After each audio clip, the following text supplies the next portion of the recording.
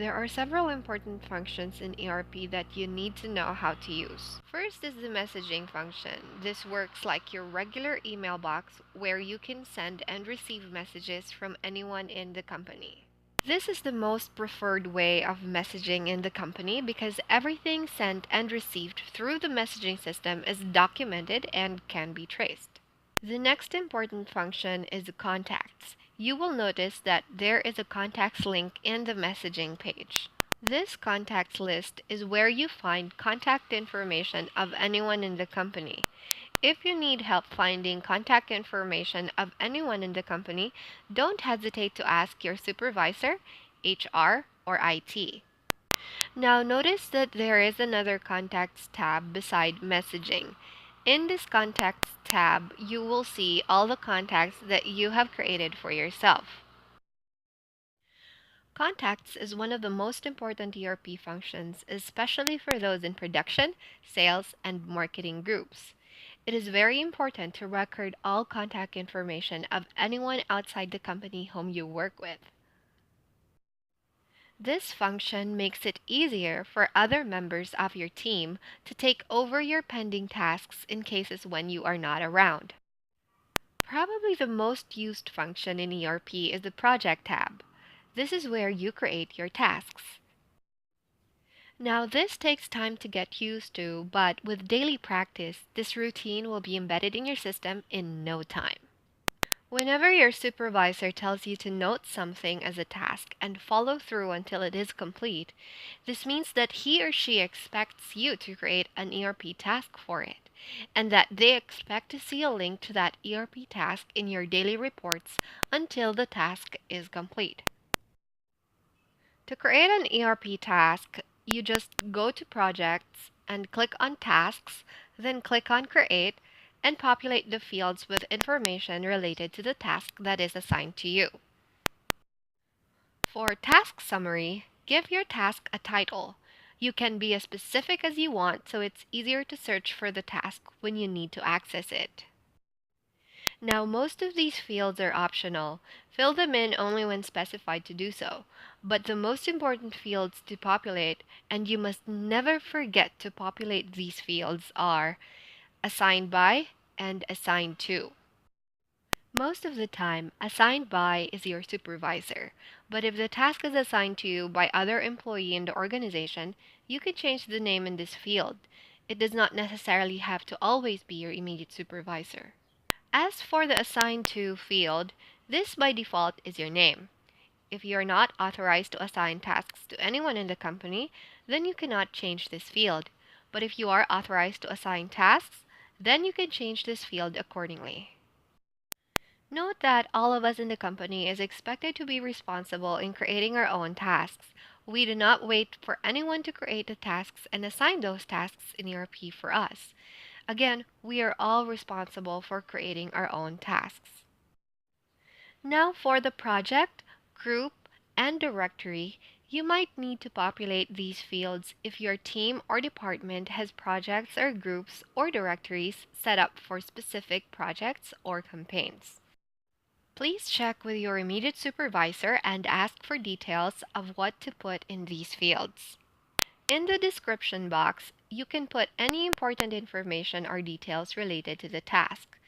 If the task was assigned to you through email, then you might want to paste the contents of that email in the description box. If the task involves you logging in to some external website, then you might want to record the credentials in the description box. Basically, any information related to the task that need to be readily visible to you at any time should be put in the description box. Now, for any task that you create, if anyone other than the person who assigned it to you needs to be informed about updates to the task, there are two ways to make sure they can access this task and they are notified of any changes or updates to the task. First is the Involve Staff field. If anyone else needs to be updated or informed about any change in the task or will collaborate with you in updating and making changes to this task, put their name in the Involve Staff field. The second way is not visible to you until you save the task. So for this task, I am clicking on Save, and then the Notes section will now be visible. If anyone needs to be included in the recipient list whenever you are sending a message in the task, put their name in the Add Followers list on the lower part of the task.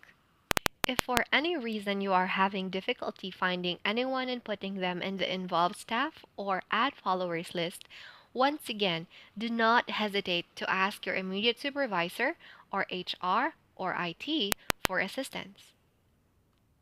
Next, this Send Message and Log a Note section will be visible after saving a task. This is where you will record any communication, any document, or any file related to this task. If, for example, you received an email about this task, you must log as note that email into this task through the Log a Note button. Now, if you need to send a message to all followers and designers and involved staff in this task, you can quickly do so by clicking Send Message. The main difference between Log a Note and Send Message is that Send Message will email all the followers of the task. If the update you are recording is not that critical, it is better to document it through a Log a Note rather than Send Message so as to be mindful of everyone's inboxes. Finally, the link to any ERP task can be found on the address bar of your browser. For this particular task that I created, this is the link to the ERP task. So if your supervisor or anyone asks you to provide the link to the ERP task, this is what you should give them. This is also the link that you will write in your daily reports, so it is important that you know where to find the link to the ERP task. And by the way, once this task is complete, you must close it by clicking on Done. Next is the Human Resources tab.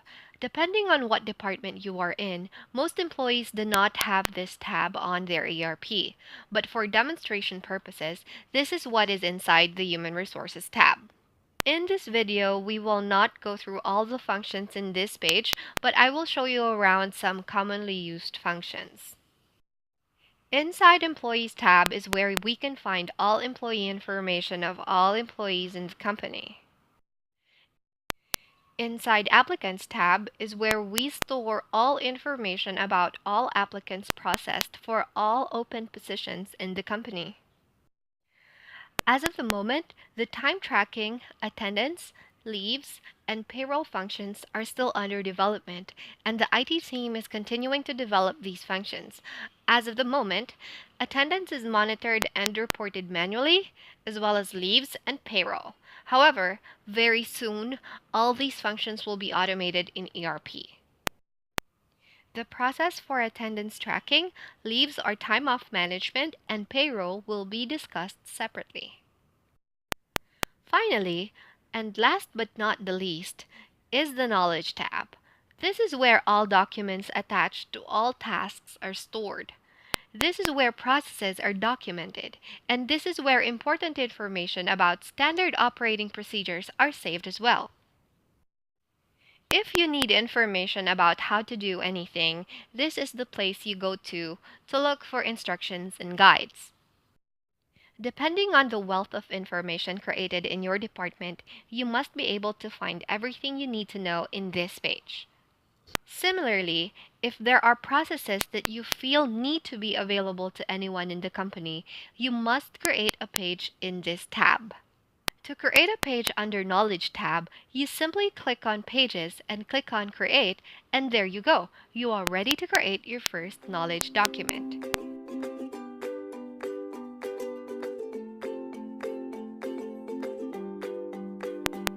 So that wraps up all the important things you need to know about the basic ERP functions.